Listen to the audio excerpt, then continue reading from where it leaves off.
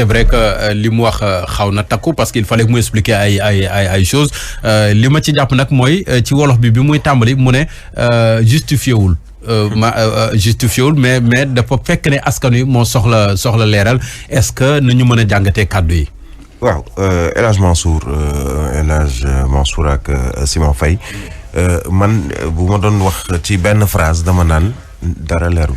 bu ma doon wax ci benn phrase dama naan dara leerul. donte procédure yeeg yooyu procédure yi wax na ni am na ay urgence am na ndax justifié na sax na ni am na réew yoo xamee ni bu ñu tegee état d'urgence lépp lu jëm ci transparence buñ ko doon tënk ci waxam mooy bu tegee état d'urgence lu jëm ci transparence day dem dootu fa am dara du leer dara jarul leeral mu ne ni leeraluma justifié wu ma ni lii parce que coow lii nee na kur ci moom waaye damay wax daal li xew te tënk na ci lu jëm ci ceeb bi sax xaw a gën a leer que lu jëm ci camion yi transport bi ndax ceeb yi nee na ni nangami tonne nangami société ñoom ñoo ko jël ci di ñu defee appel d'offre ci diiru ñetti fan daanaka ndax boo xoolee tamit ci commande directe bi ñu def 1er 2 ak 3 avril ci lu jëm ci ceeb bi ñu ne minimum bi mooy li ma doon wax sànq avant sax muy wax 5000 tonnes la ci lu jëm ci ceeb suukar ñu ne minimum 500 tonnes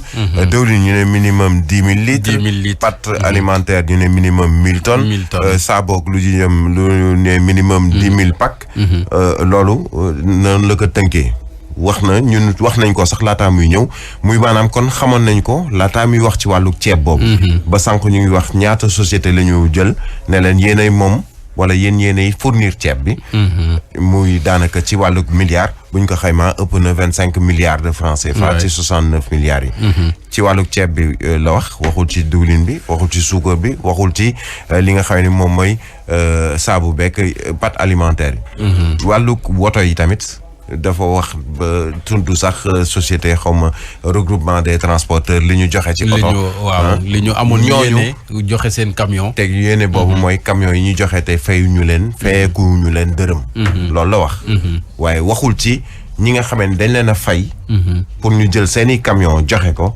ak ñan la seen tur seen société wala société ba ngay ba ñu dundee ak yu ni mel noonu foofu moom joxul tur mooy maanaam kon ci tënk ku ñëwoon taxaw ne ni da ngay leeral ci li ma jàpp ci tënk ci métier journaliste bi ma nekk daa gën a lëndëm dama gën a ëlëm sama xel te gën a tamit indi jafe-jafe ci nit ñi luñ doon wax ak moom luñ doon xaar ci moom ba ñëpp toog jatu di soccet di ko déglu di xool ne ni kii tey dinañu leeral te la ñu koy wax yëpp bu dee ci gàttal donc man Simon Faye Mansour man de dara leerul sama xel mais pourtant au début bi muy wax nee na jël nañu ay précautions bind nañ ay organes yu mel ni ARMP pour situation yu mel ni xëy na ñoom ñu teg leen ci yoon pexe yooyu ñu leen jox xëy na ci la ñu tënk xam nga lu mu wax nee na bu ñu paree appel avis xaw ma nan avis de commande ouverte Simon dafa ne au moment opportun maanaam yàlla xam kañ lay doon daañu leeral waaw maanaam tudd na sax comité de suivi bi nga xam ne xëy na dinañ ko teg. waaw ak rapport bi mu nar a def teg opportun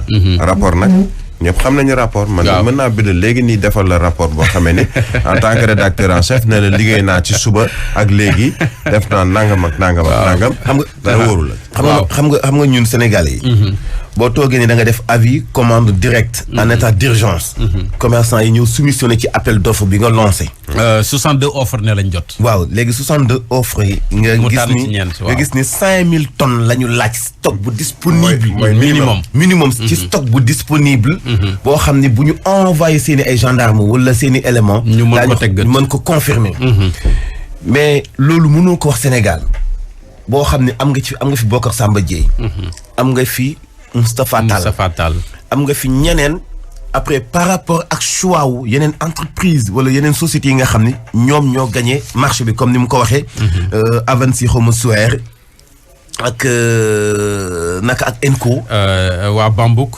également Afrique waaw Bambouk c'est que ñooñu dafa globaliser yi nga xam ñëpp ñoo gagné marché yi ci wàllu pâtes yi meew yi affaire yi mais ñi gagné ceeb bi mooy groupe Avanti Suer ak Afrique Enco ak CCMN waaw contrat commercial xaw ma Njaay waaw xam nga léegi ñooñu ci yéen ñi nekk ay taskatu xibaar di topp tey bu ñu la waxoon demal tànn ki gën a maîtriser ceeb wala ëpp lu muy importer ceeb.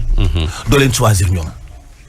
te ñoom bu ñu leen waxee itam ñu dem yundulu seen i carnet ci douane bu Sénégal bi nga xam ni mooy xool lépp luy dugg si ci wàllu Sénégal ci importation wu ceeb. est-ce que dina mën a confirmer quantité yi ñu wax. douane du leen jox turu ñooñu affiché wu. au moment où réew moo xam Bocar Samba Dièye mu ngi fa. Moustapha Tall mu ngi fa.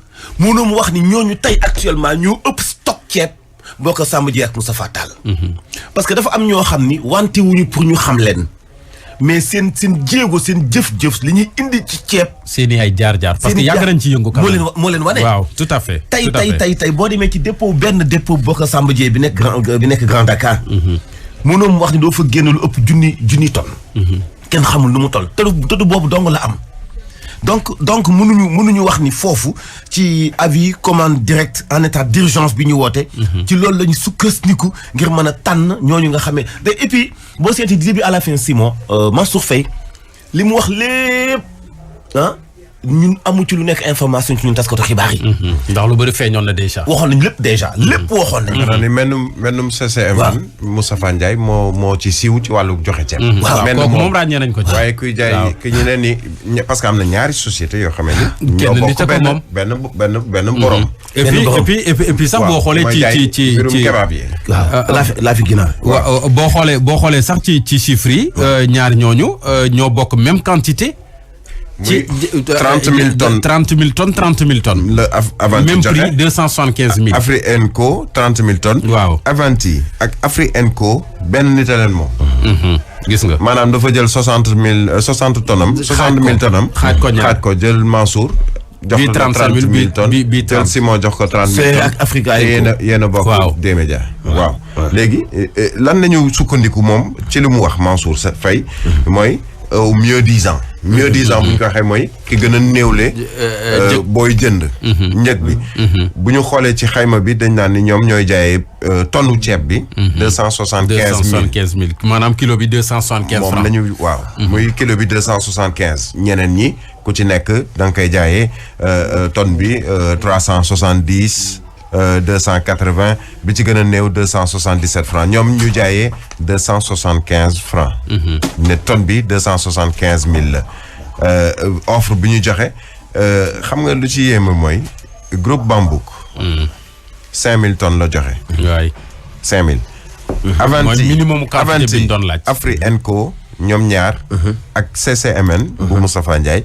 ñoom ñoo joxe daanaka. 30 000 ñoom ñoo joxe 95 000 tonnes yi. sur 100 000 tonnes yi ñu soxla woon.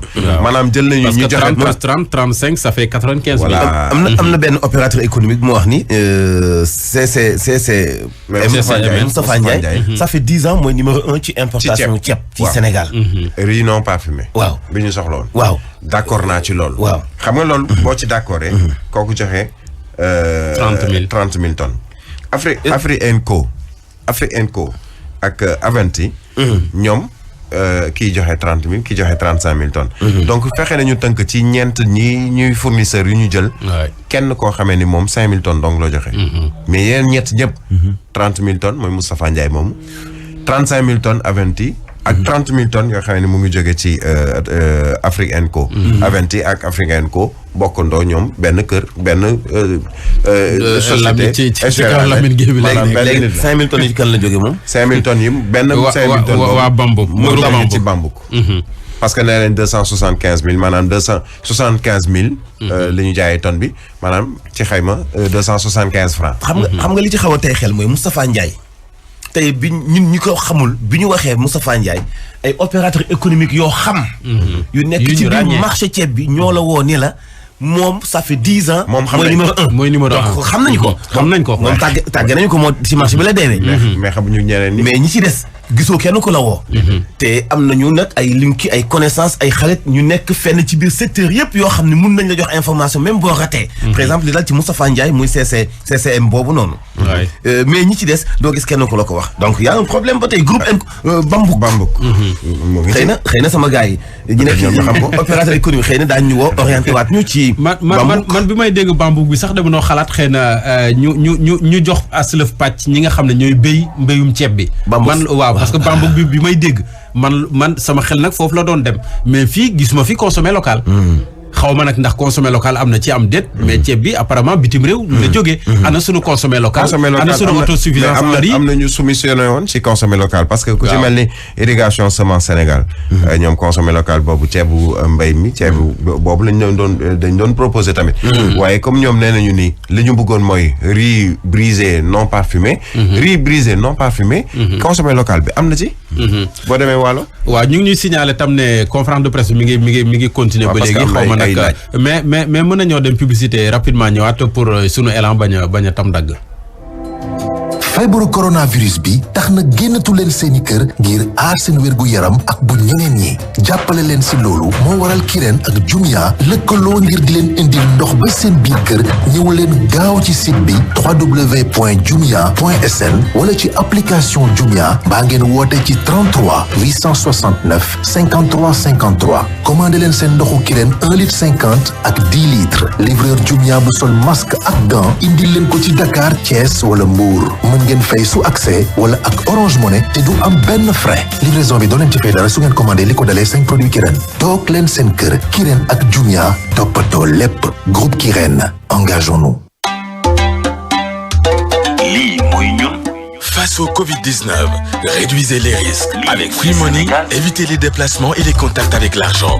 Restez chez vous. Faites le dièse 150 dièse et payez toutes vos factures Royofal. Facilitez-vous la vie avec Wizall Money. Votre calpe qui vous fait économiser de l'argent et de l'énergie. Avec Wizall Money, envoyez et recevez de l'argent partout au Sénégal. Payez toutes vos factures et vos abonnements gratuitement. Achetez du crédit téléphonique pour vous et vos proches. Pour profiter pleinement de tous ces services, téléchargez vite l'application sur votre téléphone à travers Play Store ou App Store ou rendez-vous chez nos points de distributeurs partout au Sénégal. Wizall Money, le compte qui facilite la vie. Wizall Sénégal est ton distributeur monnaie électronique pour le compte d'Ecobank Sénégal et de Banque Atlantique Sénégal. jërëjëf Daouda Duba jërëjëf service commercial ci publicité googu ñu wéyandeek yéen nag ci seen antenne spéciale ginnaaw bi ñu dégloo ministre de la santé waaye tey ki xew mooy ministre Mansour Faye mi nga xam ne mooy gérer di coordonner séddaleem ceeb be ak yeneen yu ni mel ak lépp lu mu ci wax léegi nag mu des nag ci wàllu honnête xëy na ci kanam tuuti dinañu am ku ñu am télé. mais am naa benn surprise ci discours Mansour Faye bi. waaw ñoom ñu ngi jëndee kilo bi 275 francs. donc saaku ceeb bi nekk 13 750. tonne bi nekk 250 000. nekkate kon Sénégal kilo ceeb mun na fay jël 275. te pourtant kañ ngeen gëj a jënd kilo ceeb 275. kañ ngeen gëj a jënd saaku ceeb 13 000. defe naa ne yéen ñiy jënd ceeb bi xam ngeen ne saaku ceeb ordinaire 15 000 lay jar mooy minimum. maanaam 400 daal daanaka dañ ko fay pour benn kilo ceeb. waaw donc ñoom. mën nañu ko jaayee nañ ko nguur gi 275. 275 lañu ko jëndee. waaw transporteur yooyu sax la ñuy jël kenn. waaw Momar Sourang salaamaaleykum. waaleykum salaam sama sëriñ. Sourang na nga def. maa ngi lay ziar bu baax a baax. delloo ziar ñu lay dalal ci Zik FM la rajo leader dégg nga kàddu ministre yi yéen transporteur ngeen yéen a proposé woon seen i ay camion est-ce que camion yooyu bokk nañ ci dispositif bi ni ko ministre bi waxee. waaw ñoo proposé woon ay service te loolu moo précédé woon appel d'offre bi. bi appel d'offre bi ma génn pour bañ a weddi suñu bopp participer wu ci. mais après ñoom woon nañ ñu waxtaan ak ñoom xamal leen ni ñun la ñu nekkoon ca la ñu nekk ba léegi. ndax jàpp nañu ni bu réew mi yëpp dee participer. te ñun naturellement ñooy transporteurs yi. war nañu au moins fàtte suñu intérêt pour participer à l'effort national. biñ ci d'accord am na ci benn organisation bu bokk ci ñun bu bëggoon na waxu xaalis mais dañ ko recadrer tout de suite. ne ko ñun xaalis indiwuñu fi ku ko bëgg da nga koy wax ak keneen. mu dellu ginnaaw. waaw mu dellu gannaaw mercredi bii lañ ñuy yóbbu bañ ñu indee ba ñuy taxaw ci buntu ba on avait presque 100 camions ci biti.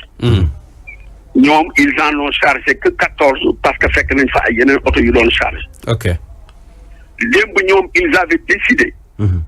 que képp koo xamante ni da ngay yàpp pour fayu doo chargé.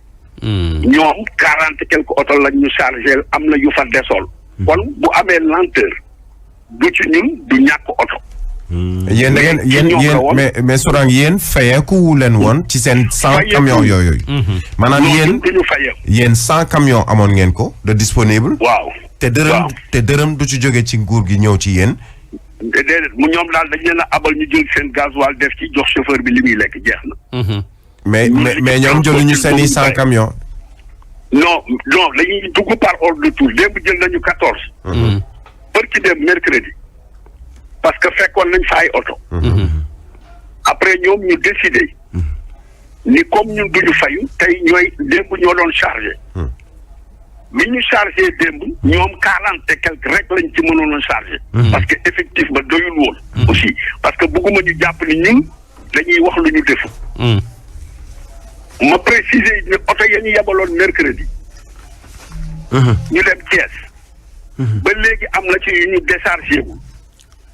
defe naa 10 lañ ci déchargé 5 nga fa. 40 ya dem démb.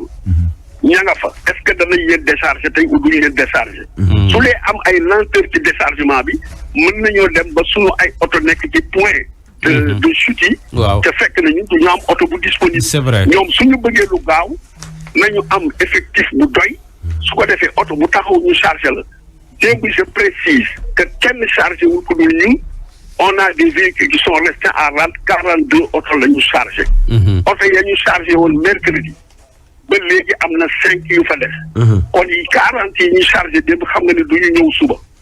du ñu ñëw tey.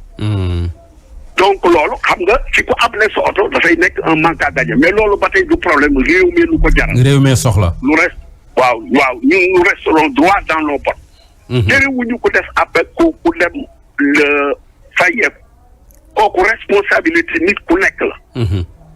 mais toujours préciser que rek la ñu waxoon ca la ñu nekk. premier jour ba ñu ñëwee ñoom ñoo chargé 14 yeneen oto yi ci des fanaan ca mbedd ma. démb oto yëpp a nga fa woon 42 lañ ci mën a chargé falaa toog ba 4 heures ñoom 15 heures dañuy wàcc.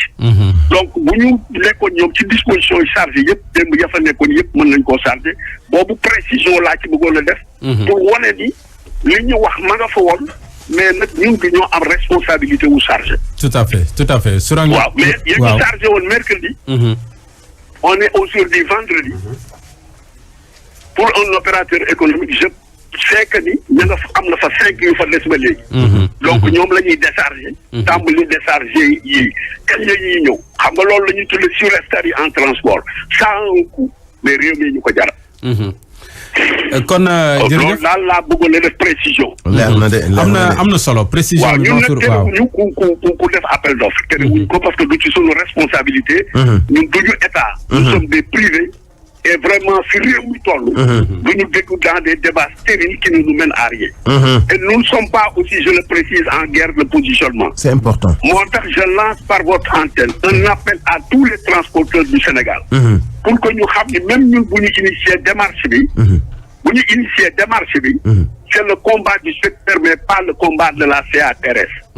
léegi nag li ñu bëgg a wax mooy transporteur boo xamante ni bi patriotisme la ci yow contacter directement le DAGE du ministère du développement communautaire Moussa Sow nga jaar ca moom bañ a jaar ci ñun li ñu intéressé rek mooy secteur du transport au lendemain du bilan ñu mën a yëkkati seen bopp xam ni ñoom def na ñu leen waroon def. jërëjëf c'est une participation honorable et citoyenne. defe naa lu am solo kon su rek ñu ngi lay gërëm di la sant. jërëjëf Mansour genre initiative yi la ñu soxla parce que dégg nga ko li mu wax réew mi soxla ñoom xooluñu seen manque à gagner bañ cay am mais réew mi moo soxla te pare nañu pour teg seeni ay camions te loolu la ñu def il l'a dit ils vont rester droit dans leurs bottes et je pense que ça c'est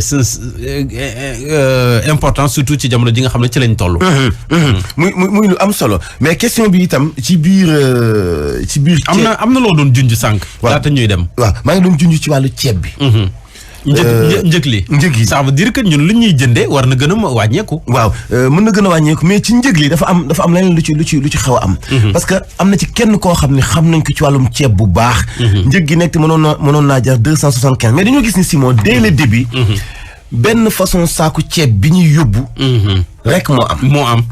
est-ce que importateurs yi ñu tànn muy 5 yi ñu tànn. yëpp ñoo bokk. benn produit 4 yi ñoo bokk benn produit. ñoo bokk fenn fu ñu jëlee seen ceeb bi. ñoo bokk benn choix ci ceeb bi. wala ñoo bokk benn marque ci ceeb bi. maanaam daal ndax échantillon bi benn la. avant ñu egsi fii. gis nañu ni ceeb bi ñuy wax am na nu ñu koy woowee bi am béjjën nag yi. xaw ma buuf la lañ koy wax xaw ma. waaw Buffalo.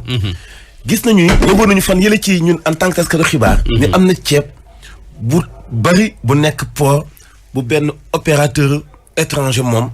boo xam ni la ñu koy jaay eggul ci njëg gi nguur gi annoncé. est-ce que ceeb booba la. wóoruñu. est-ce que du ceeb booba wóoruñu. mais amul safaan ci diggante ñaari ceeb yooyu. est-ce que opérateur boobee dafa bokk ci ñi ñu tànn. question la. am na solo daal que ñi jiite nguur gi di bàyyi wàlla xel ci ni am na taskatu xibaar yi nekk nit. am xel jàng comme ñoom. di gëstu di def investigation. ay citoyens yi jàng nekk nit am xel comme ñoom.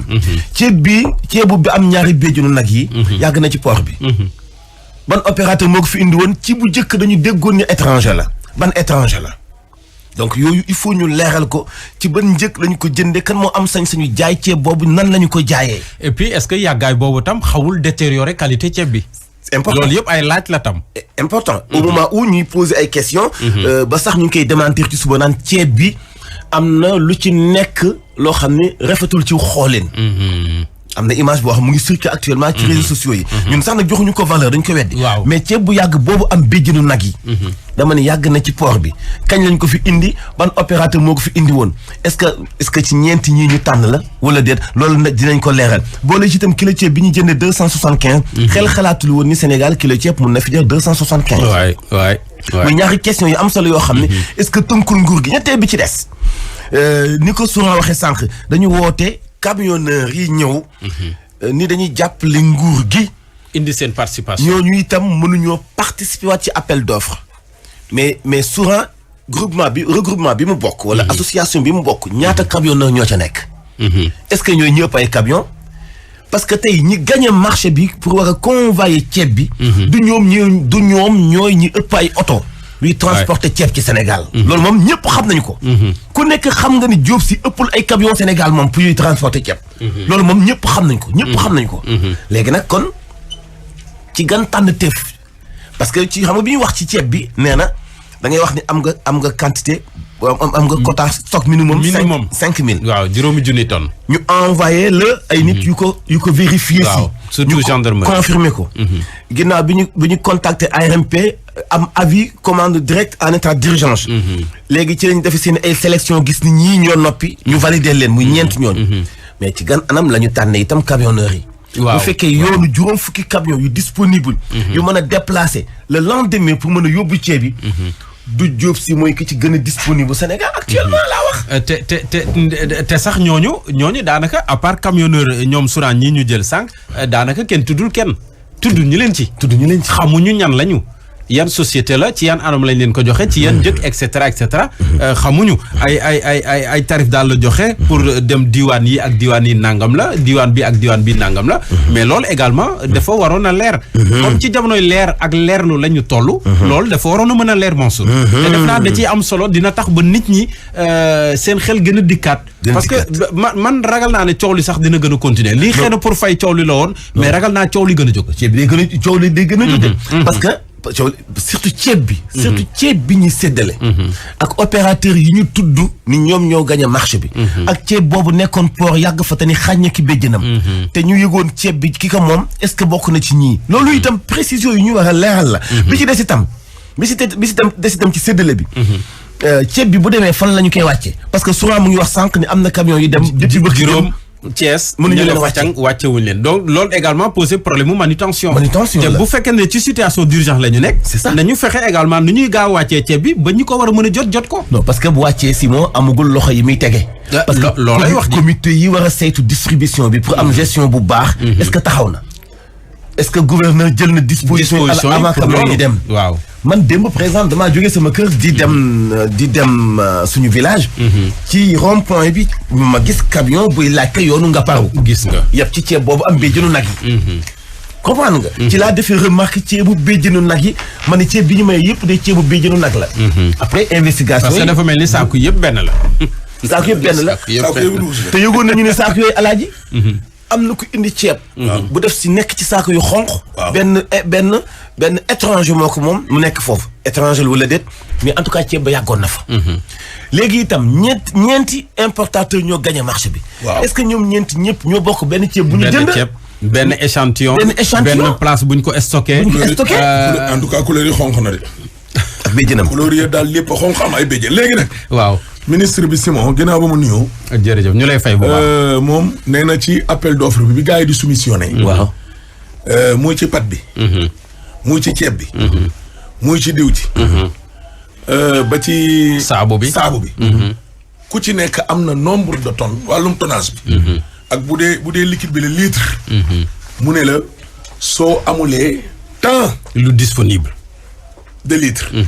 ba pare moom dafa préciser encore ci ay waxam mu ne la. ceeb 5000 tonnes. waaw mu ne la. Mansour mu ne waxuñ ne. pour nga dem jëli. bu dee yaa ngeeg moom la wax. waaw moom sax foofu dafa. lu disponible lu tege. waaw digression la mais bu utile la. digression. daf ko brosse dafa ubbi foofu parenthèse rek ne. waxuñ nag nga wuti. mais danu ne boo xam ne yow dafa disponible. nii. deadline nu 48 heures. gendarmerie war a ñëw teg ko bët. merci xool ndax ma nga fa. ba pare mu am leneen lu mu waxaat luy wane ne gis nga lii Mansour. laaj na ay enquête de parce que nee na. yu leer. biñ ne képp koo xam ni conditions yi boo ko remplirul tamit. armée ngi. gendarmerie ngi nii. ñu baree dañoo daw. waaw. déggoo de. kon loolu mooy wane ne kon ñoom gis nañu ñoo xam ne. daanaka xëy na. jubuñu. njuuj njaaj moo leen taxoon a jóg. njuuj njaaj moo leen taxoon a jóg. ñoom wala yaakaar na xëy na bu ñu leen ko joxee ñu dem lijjanti ko indi. mais loolu du mën a xaar am. waaw non loolu sa yëfu njuuj njaaj la. waaw mbirum njuuj njaaj googu fa mu dooree rek. loolu lañ ca waroon a jël mooy ñii dañ leen a war a sax arrêté. tege leen wet. ba yëf yi passé ñu lijjanti seen i non dañ leen waroon a arrêté. comme un délinquant. parce que yow nit koo xam ne dañ la wax ne la. conditions yi lii la nga ne matal nga ko. Mansour Faye moo ko wax de. ñu ne matal nga. ñu ne mais dina am contrôle police ak gendarmerie. armée arrière xoolal Mansour Faye nee na ñu bëree bëri daw. mais ñooñu nga xam ne daw nañu. kon moom xam na leen. mais ñooñu il devait être arrêté. xanaa ay pont yu mag lañu ay punkal lañu. wala ñu leen jege ne. mais xëy na tam boo ko waxee dañ la naan procédure bi jeexul xëy na ba ñu génnee ci lii dinañ lijjanti seen i mbir mais defe naa pour marquer le coup il fallait quand même faire quelque chose par rapport à ça. en tout cas daal. waaw ceeb bi Simon. mi ngi bëgg a jël nag place doomu jàngoro yi. ñaari enjeu moo am. ñaari enjeu. enjeu wu éthique bi am. njub gi nit ñi séntu ci wàllum distribution denrées alimentaires 1000 milliards yi. merci ak enjeu wu it nees def. ba jàngoro ji fii ak semaine ñaari semaine mu dee. waaw waaye boo seetloo njubadi gi bëgg a dugg. ci wàllum lekk gi. mi ngi bëgg nag ëpp doole. plan bi waa kër docteur tegoon. barrières yi dégg nga. lii mi ngi teggi barrières yi. lii ngi teggi ay barrières di fëq di dugg foo xam ne bu fa duggee nag. maa ngi lay démb ci benn jàngat wax naa ko maanaam consensus national bi ñu amoon. pour xeex feebaru coronavirus bi. lii mu ngi koy bëgg a yàq. parce que li ñu amoon consensus président ànd nañoo ak moom ànduñoo ak moom li ñu amoon consensus. ci pexe yi mu doon jël wala yi muy jéem a jël. mi ngi commencé yàqu ci lii. te fi mu jóge mooy. ci kenn nit wala bokk ci benn institution muy ministère bi nga xam ne moom la dénk Mansour Faye. ba pare rax ci nag. on n'a rien contre lui mais gorom la. xëy na loolu tam mën na tey xel mais procédure yi nga xam ne lii yëpp génn na ci tey jii junj naa ko sànq dafay gën a lëndëmal xelu nit ñi. parce que am na xëy na lu mu jot a leer na am leerul mais coow li day gën a jóg amet. c'est que xëj na. coow li jeexugul de. mais nag moom li mu wax moom sax. leer na. xëj na ndorteel gi lañ nekk nii. muy comme li ñu wax sànq rek ne xëj na dafa ne ci biir procédure bi affaire bi doog a ubbeeku. waaw te nee na tamit li ñu yóbboogum tam dafa minime. 9%. 9%. loolu dafa tuuti. 8659,5 tonnes. 9% ci li ñu am yéene joxe. li ñu war a soxla ci camion muy 600 camions par jour. dégg nga li waaju sànq wax Souran nee na. camion yi jotoon a dem démb en tout cas yi yegg Thiès juróom ba léegi déchargé guñ leen. mais Amady boo bëggee dimbali nit. yow fexeel début na ngay fexe di chargé. nga fexe tam am ñuy wàccee pour yëf yi gaaw. mais beneen tënk bi Mansour génnee tam mooy est-ce que comité yi war a tege pour réceptionner loolu lijjanti ko est-ce que yooyu tam tege na. est-ce que jàppandi na.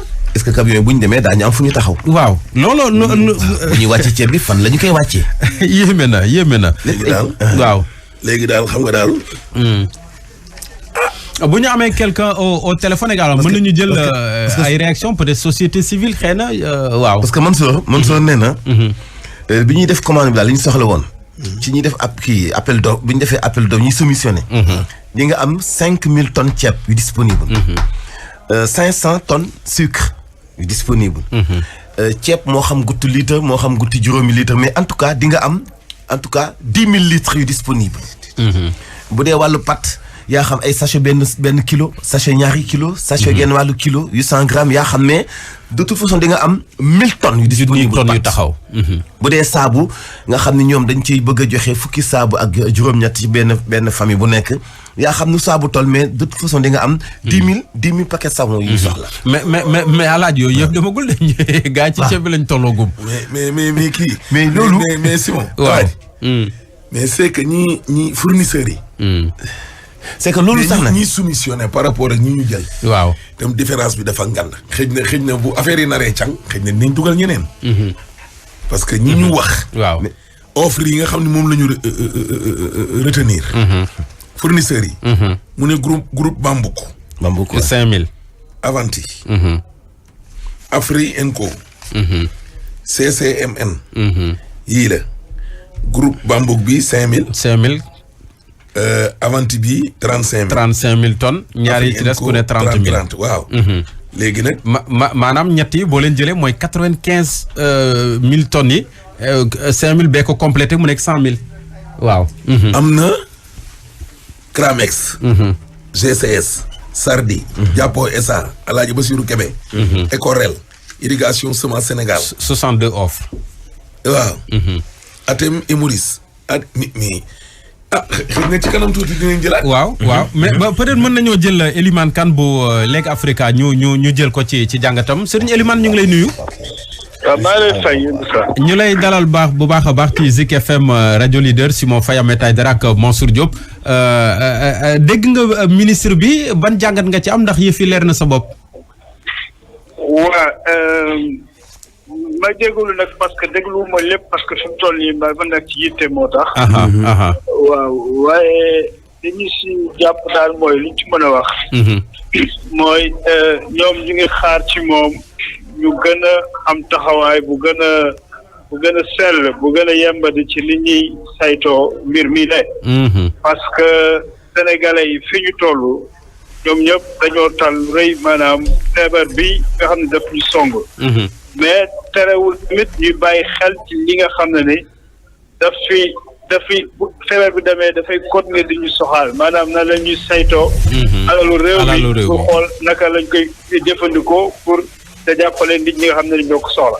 moom li mu yor dafa am solo mais dama jàpp ne gouvernement Sénégal dafa def li tubaab naan prêter le flanc. prêter le flanc mooy. fekkee ne dafa am loo xam ne ni nit ñi dañ koy bañ mu agsi yow da ngaa war a def sa contre-live kattan ba dara nit ñi duñ am dara lu ci wax waaye nag li ñu doxalee xaw a yéeme parce que comme président daf na woon lii dafay teg comité boo xam ne ne ñoom ñoo koy saytu te comité boobu du yem rek ci ministre bi ak ci administration waaye daf ciy boole parlement bi ba ci opposition bi fa nekk ak société civile. bu tegoon loolu ba pare soog a commencé di joxe ay marché foofu la xel di gën a dal. waaye lii mooy li ñu naan prêter le flanc parce que da nga commencé di dëkkat di def ay marché alors que dugaloo comité boo xam ne moo war a saytu ba tax li ñu naan redevabilité mu mun a am ci mbir mi de. maanaam nit ñi buñ ko fekkee ci ndorteel li bu fekkee ne nit ñi danañ jël décision boo xam ne ni jàpp nañ ne lii baaxul wala yenuwul maanaa teel ko wax ñu bañ ko def di tegal ko ci yeneen anam. donc loolu mooy li nga xam ne ni moom lu mu mënti demee rek. ñun dañ koy jàppee doxalinu ministre bi li ci des nag dañ ko saytu parce que am na ay kuréel yu fi nekk yoo xam ne ni seen liggéey mooy di saytu ni ñu yoree alal réew mi loolu moom ala xuli xaal dana am muy léegi muy après tey tamit yaakaar naa ni tey jii nii war nañu rectifier gaaw teg comité boobu mu def liggéeyam ngir parce que comme marché public bi dañ ko réformer président dafa jël décret changer marché public que ni mën nañ joxe marché yi te du ñu jaar ci yoon bi nga xam ne mooy yoonu marché public bi. kon lépp lu ñu am lu pour saytu mbir mi jaar yoon mooy tout simplement ñu yaatal taabal bi ba ñëpp mën a toog di xool xam li fa nekk lu ñuy nos ak nocc ñu defandoo ko pour ñu xam ne lii mu ngi jaar yoon waaye bu loolu amul. li mel nii day indi jiix jàqa indi sikk sàkka te loolu Sénégal soxlawu ko tey. parce que dafay wàññi kóolute bi nga xam ne askan wi daañu ko am ci ñi ñuy diriger. te kóolute boobu bu wàññeekoo ñoom dinañ dem ba bu ñu waxee askan def leen lii parce que lii moo gën seen wér-gu-yaram duñ leen faale duñ leen toppati parce que dañ leen ñàkk a wóolu. donc loolu mooy danger bu gën a mag boo xam ne ni. mooy impact direct boo xam ne lii mën na ko am ci ni ñuy gérer comment dirais-je virus bi tey jii nii nga xam ne ni ñu continuer di law ci biir Sénégal. mais yow est-ce que jàppoon ne xëy na ñoom jël nañu seen ay précautions bi ñu demandé ku ci mel ni waa ARMP ak ñooñu yan procédure la ñu war a aw lan moo gën pour peut-être jël les devants wala loolu doyul. waaw xam nga ARMP bi comme li ma la wax ñoom déjà. procédure marché bi lii dañ ko génne ci procédure marché yi.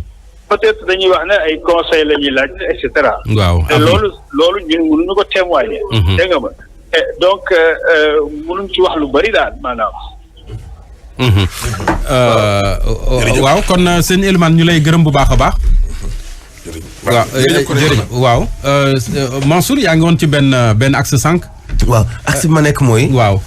ci wàllu ceeb bi nga xam ne en attendant ñu am keneen. ci wàllu ceeb bi Mansour dafa wax ni li ñu waajal jagleel ko dund gi. 76 milliards la.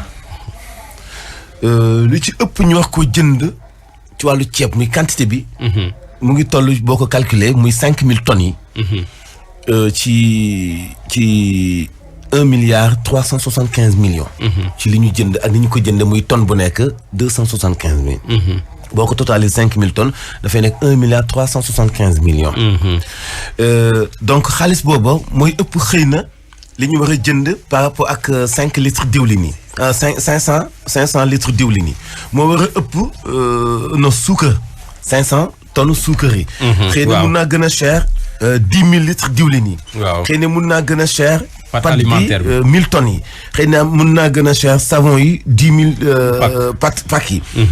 wala ñu tolloo de toute façon question posée wu na boo xam ni ci 5 matières. yi nga xam moom la ñu dugal muy composition wu aide bi ñuy dimbalee ñu ko soxla. bi ci gën a fest gën ci indi coow xaw ma ba xam moo ci gën a cher waaye dañuy njorti ni xëy na.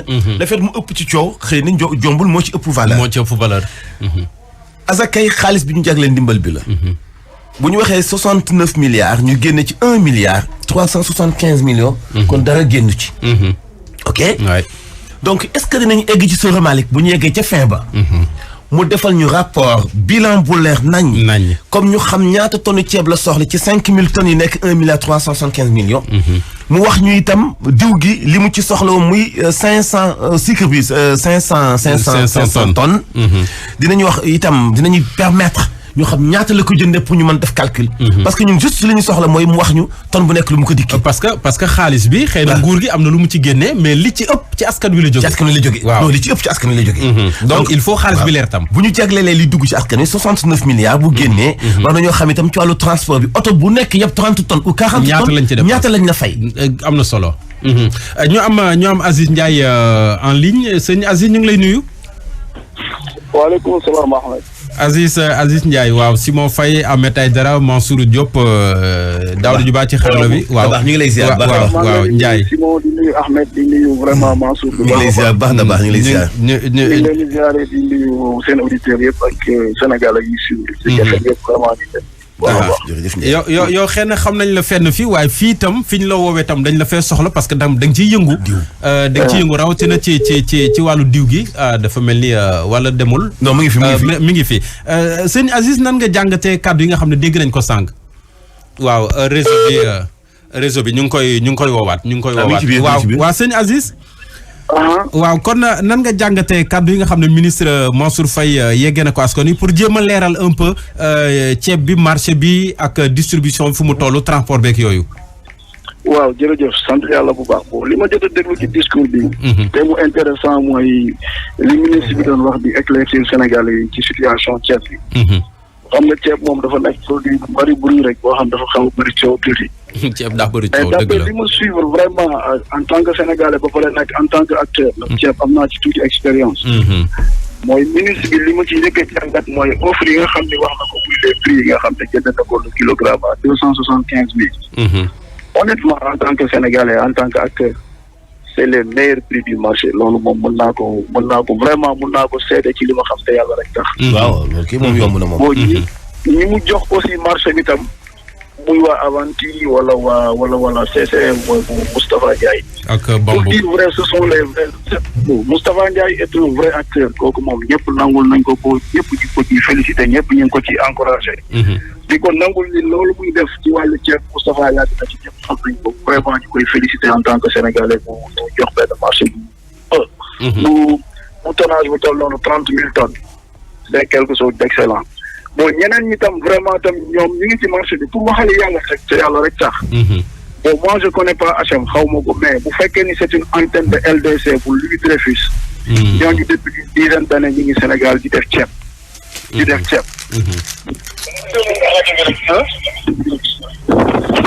allo. ñoom yàgg nañ leen xam ci ceeb parce que Louis Dreyfus xam nañ ko ci ceeb. kon boog je pense que ni bu fekkee ni y a une antenne de Louis Dreyfus bu nekk Sénégal di jaay ceeb te ceeb dafa bari condition yu ñu koy jaayee. am na ñoo xam ne tey bu ay trader la dañuy indi ceeb yóbbu ko magasin wala yóbbu ko entrepôt mu nekk entrepôt suñu baat. mu nekk ceeb boo xam ne dañ ko war a réexporter wala ceeb boo xam ne dañ ko war a consommer au Sénégal. kon loolu mën na justifier mu bokk ci avis yi nga xam ne peut-être ci la participer.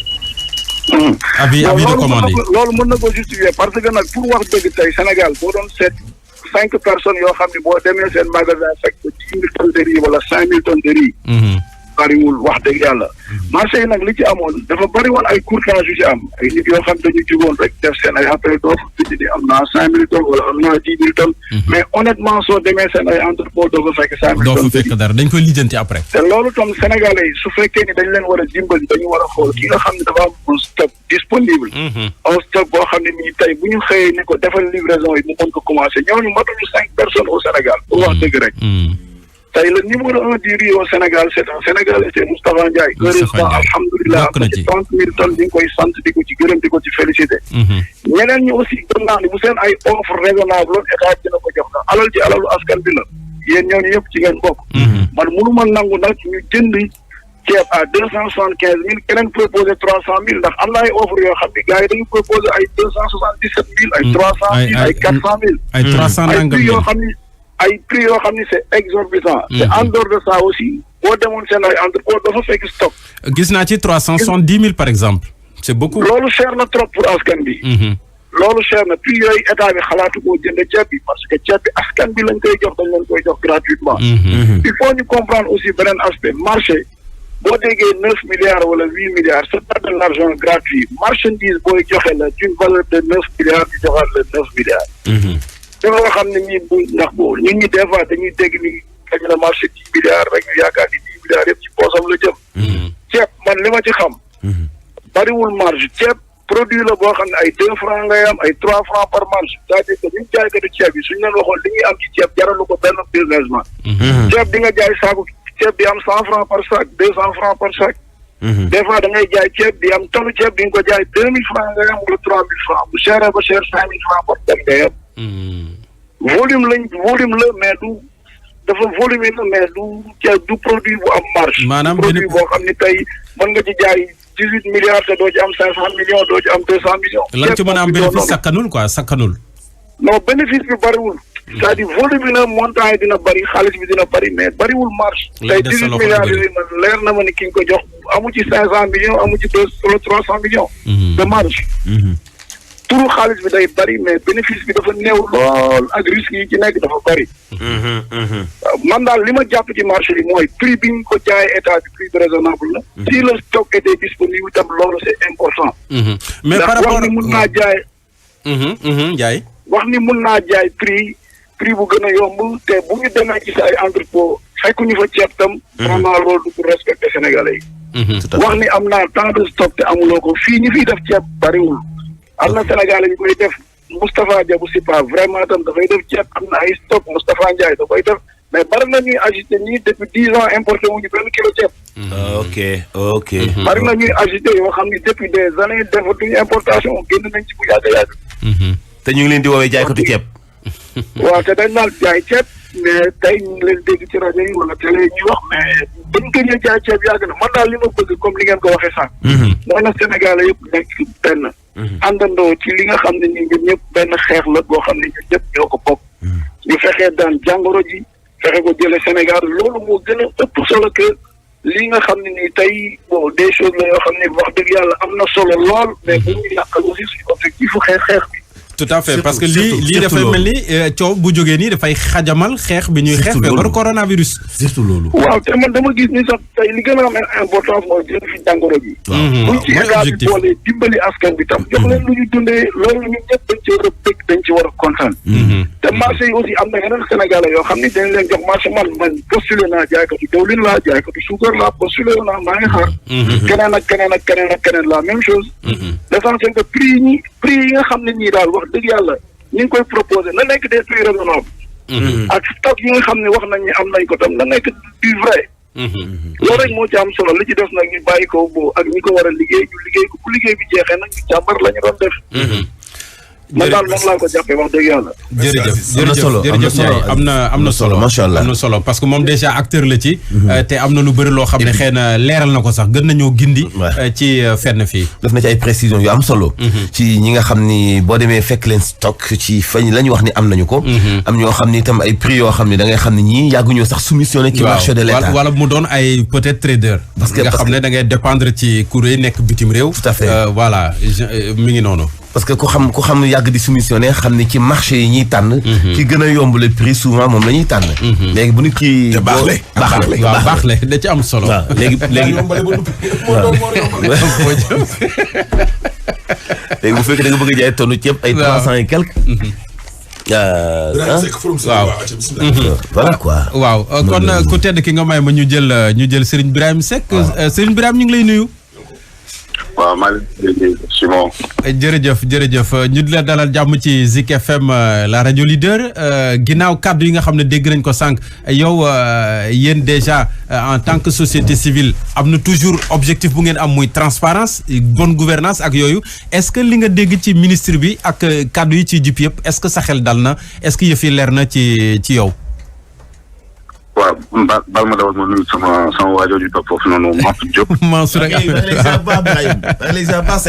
waaw di ko def nuyu également pour nuyu ma ko sama xarit bi Ahmed Aidara. waaw Ahmed waaw. voilà Aray Simon. man su doon may ministre bi. te mu xam ne man lii rek laa doon teg ci loxo Sénégalais. su doon man du ma wax. waaw xibaar génnul de.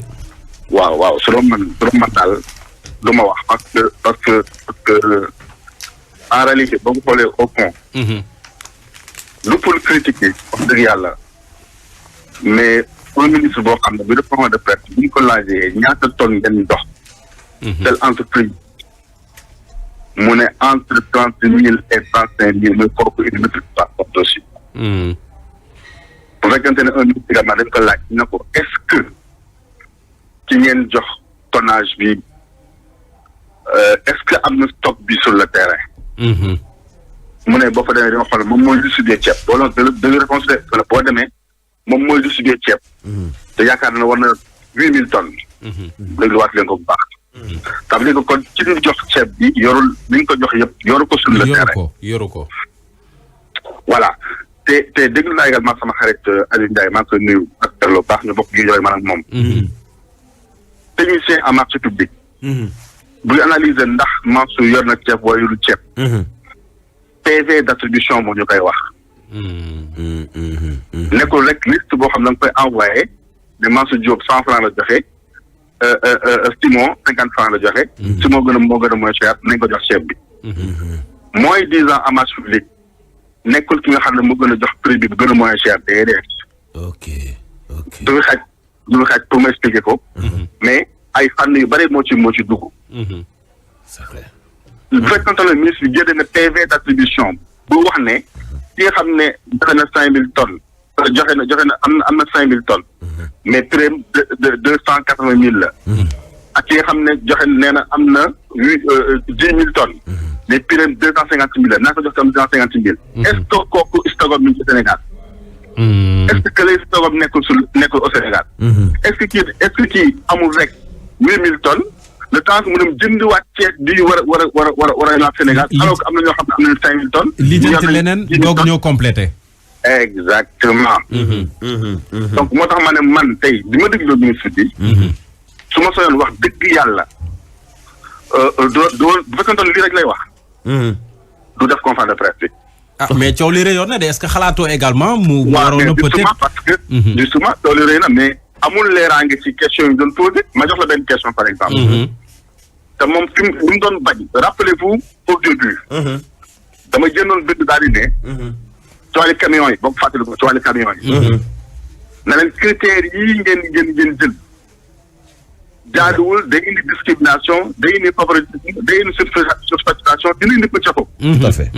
nga koy wax il y a du coow li ñëwagul de il y a une semaine xaw ma 2 semaines. ñu génnewuñ ba léegi gisagu ba léegi avis d'attribution bi wane ne monsieur Diop si moom mooy attributaire. waaw. et pourtant def nañ ko ci ceeb bi. waaw. boo dégloo ministre bi tey dafa ne. léegi sax képp comme camion na nga indi. na nga ñëw. waaw. pourtant day li mu wax tey jii nii. bu ko d'accord bi ñu ko waxee il y a une semaine 2 semaines loolu du am. coow du am. mais defuñu ko parce que dañuy jàpp ne souvent boo waxee rek da nga wax pour diingat alors que da nga wax pour leeral. man jàpp naa ne en tout cas réponse yu ma dégg. su la may ministre bi damay bàyyi mu sedd du ma wax. et puis dafa mel ni Ibrahim dafa mel ni précision yi mu def ci sax tànnkatu jaaykatu ceeb bi amul leeraange googu ci tànnkatu wote yi yóbbu ceeb bi. déedéet. nga oto yi dama ko leeral bu yàgg kooku moom c'est-à-dire que amuloon benn joxe marché nga nekk jinne wala nga loo mën a doon. pour ne képp koo xam ne am nga 50 camions war a mën a bokk ci kii loolu moom xel bi war ko woon xalaat. am na ay ñu muy liggéeyal. avant may bind parce que souvent dama koy def. ma woo leen ne leen lii nii tegul ci yoon. dindi leen ko balaa coow di am. moo ci leen tel. dégguñu. ci laay doog a bind. donc pour wane ne en réalité question yi xam ne yu bëri mën war nañ ko poser mën nañ ko ci poser ci question bi de. ci affaire bi de. mais ñun waxuñu uniquement pour critiquer. pour dabu li yëpp. man jàpp naa ne le président de la République. ci élan bi mu nekkee woon te ñu ànd ci ak moom. ci élan boobu la ñu war a demee mooy lan nee na woon dafay teg comité de pilotage. comité de pilotage yow dina ko teg ñu surveiller xool def le suivi de toutes les dépenses yi nga xam ne ñu ngi koy def ci bekk nii. ci beneen fànn bi également ministre wax na ko ci biir te dugg ci gis nga le registre unifié la. waaw. registre bi baaxul de. moi j'ai mes gens sur le terrain. bon am na yoo xam ne ils ont découvert ça yooyu baaxul de. waaw baaxul de. xam nga duñu contexte bu ñu nekk nii mënoo nekk di wax lépp dañ naan la kon kii lan la. mais ministre bi en tout cas le président de la République na jëlaat affaire yi en main. waaw. élan bi mu demee woon ba nga xam ne lu mu def. mu méngoog li nga xam ne mooy moom la askan wi bëgg. loolu na ci teguwaat. na xoolaat bu baax a baax la gestion de cette affaire là. ne reprendre les choses en main.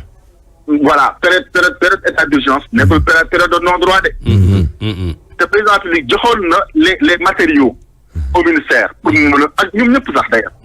parce que rappelez-vous le 19 mars le président bi dafa jël benn décret. 2020-781. pour génne lépp loo xam ne dafa jëm ci wàllu travaux fournitures et services. dafa génnee ci code des marchés. ma bind ma ne leen président de la République mi leen dimbali ci yombal leen liggéey bi pour ngeen échapper ci DCMP. pour ngeen échapper ci appel d'offres 30 jours. pour ngeen échapper ay contrôle ARMP. mais attention génnee liggéey yi ci code des marchés c'est pas nekkul contraire au principe de transparence. nekkul contraire au principe de liberté d'accès maanaam ku ko mën Sénégal bu ko mën ñëw.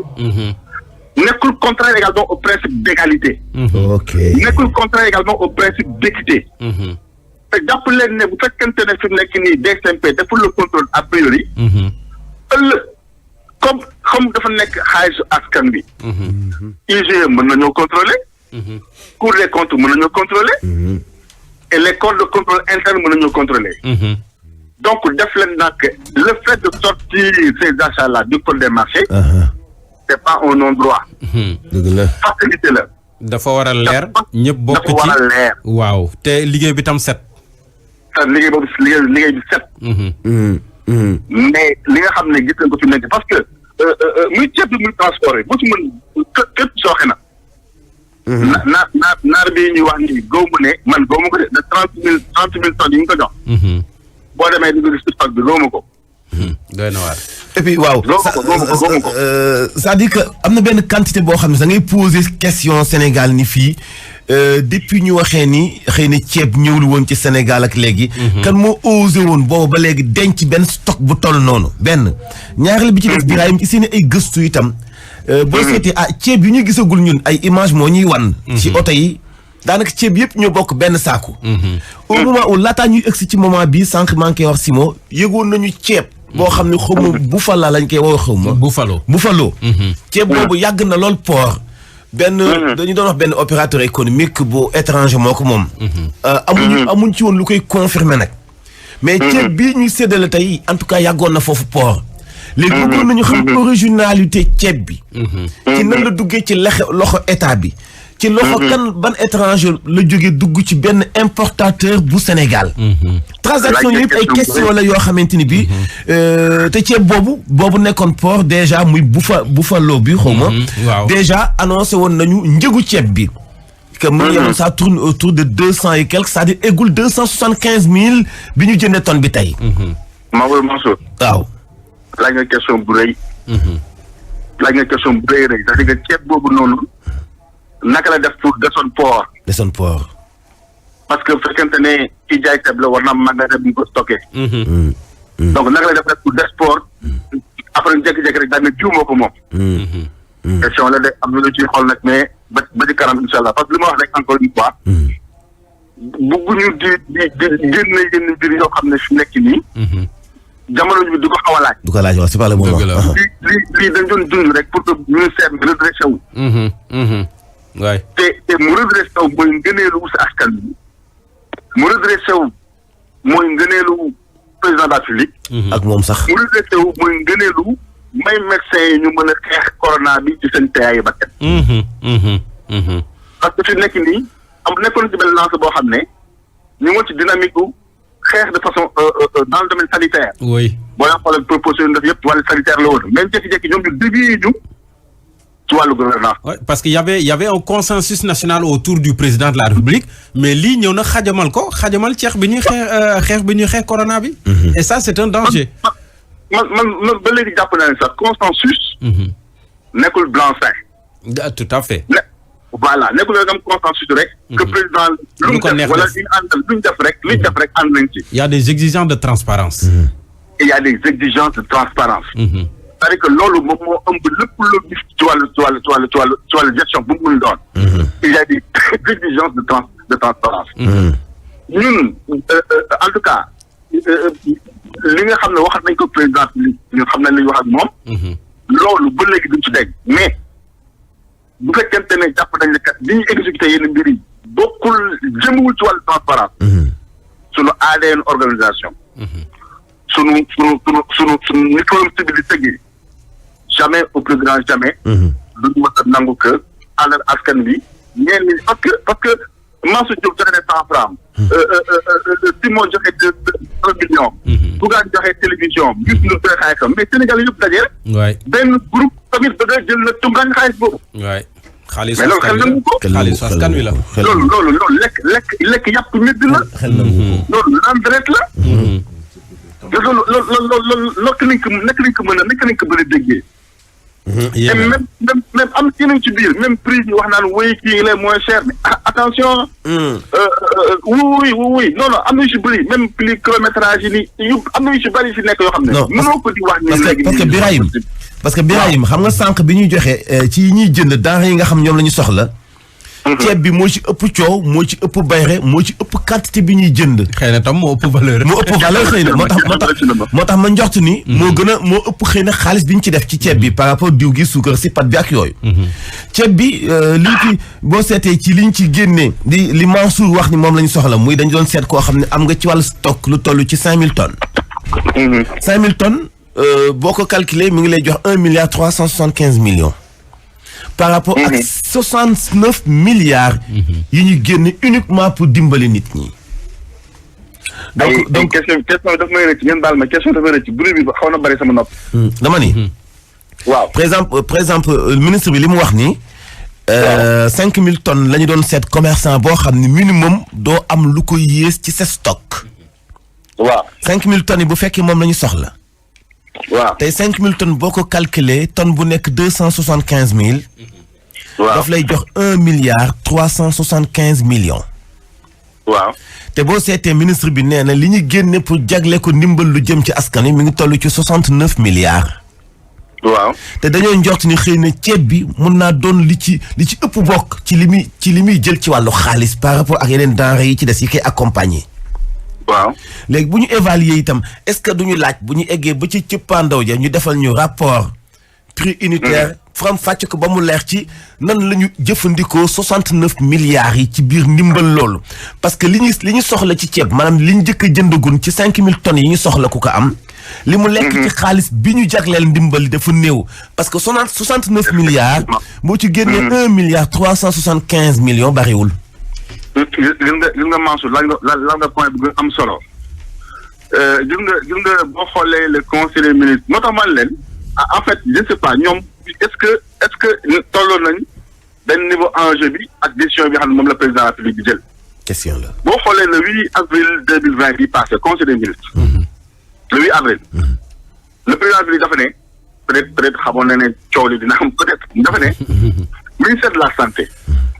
ak ministère action sociale nañ ko élaborer un plan d'investissement d'urgence. avant président di ko wax ñu dañoo publier woon suñu page Facebook daal di ne ci nekk ni il faut impérativement ñu publier wax ma élaborer ñu publier le plan d'investissement d'urgence du ministère de la santé parce que n'oubliez pas également que le ministère de la santé 64 milliards 400 lañ ko jox. waay 64 milliards 400 lañ ko jox. tuutiwul.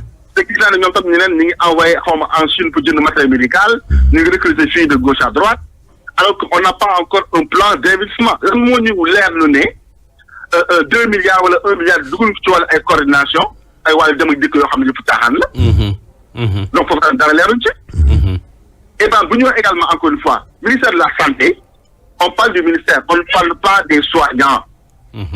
ñoom professeur Seydi da ngeen di jaajëfal ñoom professeur Bousso da ngeen di jaajëfal on parle pas de cette partie là. mais on parle du ministère en tant que département. en tant que département il a une obligation de mettre en place un plan d'investissement d'urgence pour que Sénégalais xam ne 1 milliard bi fii la jëm 2 milliards bi fii la jëm fii war a yem et puis ñu topp également l'exécution de ces dépenses là. deuxièmement moom mu demandé ne également dans l'action sociale maanaam le développement communautaire bii nii bu nga xam ne monsieur le ministre Mansour Faye moo ko yor. laaj na ko également pour mu élaborer un plan d'urgence. mais lan moo leen tere ñoom exécuter institution yi nga xam ne mooy le président de la République wax leen ñu élaborer un plan d'urgence présenter ko Sénégalais yi Sénégalais mën a def le contrôle également parce que xaalis bi seen xaalis la. ni mu waree également ci ministère de la santé war également ci ministère du développement communautaire noonu la waree également ci ministère des finances parce que n'oublions pas que le président a pris des mesures pour faciliter pour faire de la facilitation ci yenn entreprises yi. nii mu jox leen trésorerie. nii également mu faciliter également ci wàllu impôt mais loolu également on doit avoir un plan pour identifier yan entreprise ñoo ci bénéficié wu. mais non dañuy jékki-jékki rek. daal dina hôtel nangam réquisition nañ ko. hôtel nangam prix nangam la non. Birahim waxtu waa ngi jege si mais dama lay fàttali ne rek. ci say gëstu booy gëstooti. le 19 avril. 2019 le tribunal commerce hors classe de Dakar ci audience am bi mu defoon ci chambre des procédures collectives. dafa constaté woon. cessation de paiement de la société de Diop Sy bi nga xam mi ngi tudd Urbaine Entreprise. mais je te confirme. liquidation des biens de cette société. entre temps même société ci nan la mën a sukkandiku amaat crédibilité ak boobu fond ak boobu doole pour gagner marché bu toll nii. transport. kaa ma dolli la ci. gis nga wàllu marché public. dañu ne képp koo xam ne da nga nekk ci régime d'équitation de biens. waroo gañ marché. bii de ca la ne. audience baa ngi nekk le 19 avril 2019. je te confirme kay. kooku kay juge bi ko rendre kay bi nga tuddee El Hadj Alla Kane. lu leer. jërëjëf gërëmati naa leer kontaan gërëmati naa leer jërëjëf Birahim ñu lay gërëm di la sant bu baax. C'est toujours un plaisir d'échanger avec lui. Mansour yow tam ñu lay gërëm. di gërëm Ahmed Aïdara di gërëm toute l'équipe de réalisation je pense à Younoussa Baldé Sokhna Fall Nanko et puis Mamadou Fofana et Daouda Djiba le technicien. Birahim était là tout à l'heure avec nous mais on va le retrouver tout de suite pour le grand journal de midi dans un instant donc ñu ngi leen di gërëm di leen sant mu nekkoon li nga xam ne moom lañ leen indiloon ci suba si di jégalu nag ci Cheikh Sarr ak auditeurs am yi ndax wax dëgg yàlla jël nañoo waxtoom Birahim dans un instant la place est à toi.